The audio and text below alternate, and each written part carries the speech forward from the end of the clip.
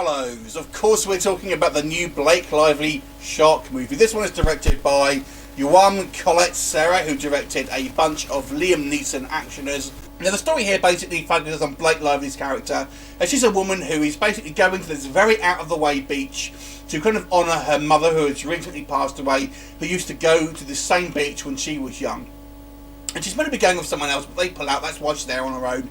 And she ends up sort of surfing, and then is attacked by a massive great white shark and is stranded on a small rock a few hundred yards out to sea. Now, how does she get out of it? Does she get out of it? What will happen? You'll have to watch the movie to find out.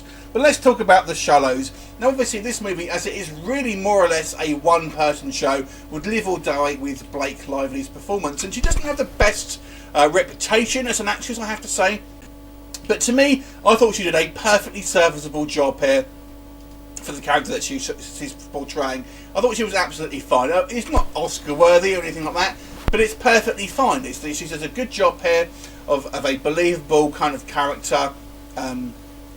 So in that respect, it's fine. The actual shark attack themselves, I thought were pretty good. For the most part, the shark looks pretty decent. There are a few instances where it's clearly CGI, and CGI will rear its head again in one of the other kind of criticisms that I'll have.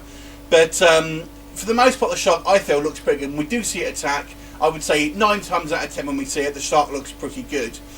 What I didn't like about this film, well, I've mentioned the CGI. There's a couple of instances where you can clearly see the CGI in the surfing scenes. Clearly, they've got a kind of a body double here, and they've kind of like touched it up to make it look like Blake Lively, and that looks pretty jarring. So I feel that's quite bad effects there. The other thing I would say is the director has a hard-on for slow-mo, because there's so much slow-mo in the movie, particularly the kind of the first half. It's a little distracting after a while, and it does take a little time to get going. I feel they spend a lot of time. I guess the plot is quite slight, so they're kind of really stretching the characterization building side of it out a little bit. But you're just waiting for that shark attack to happen, basically. So it's relatively basic plot here, but on the plus side, I have to say, the main thing with me with a shark film is tension building, and I felt that's the key to getting a good shark film. If you look at the original Jaws, this is something that could happen in our lifetime. There is sharks out there, so there's that very real fear that if you were stranded out at sea, you would fear the sharks, and basically it taps into that.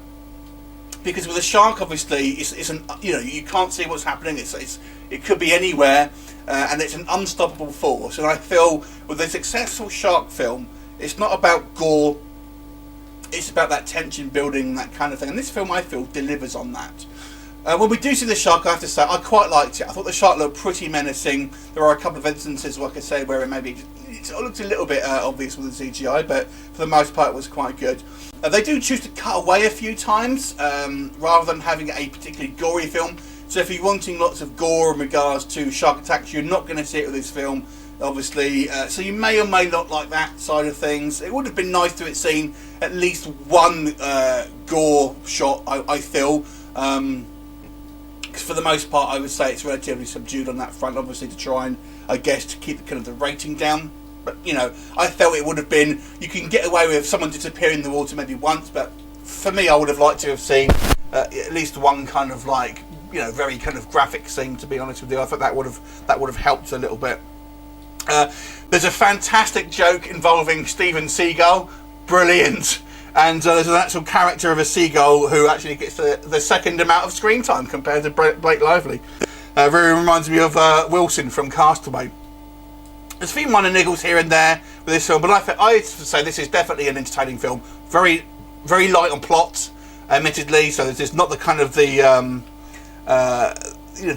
classic Jaws, obviously, but it's a decent shark film, I would say. This is definitely one of the better shark movies I've seen, and I really enjoyed it. So I'm going to give this movie a 7.5 out of 10. Have you seen it? What did you think of it? So leave me a comment, and I'll look forward to you next time. Bye for now.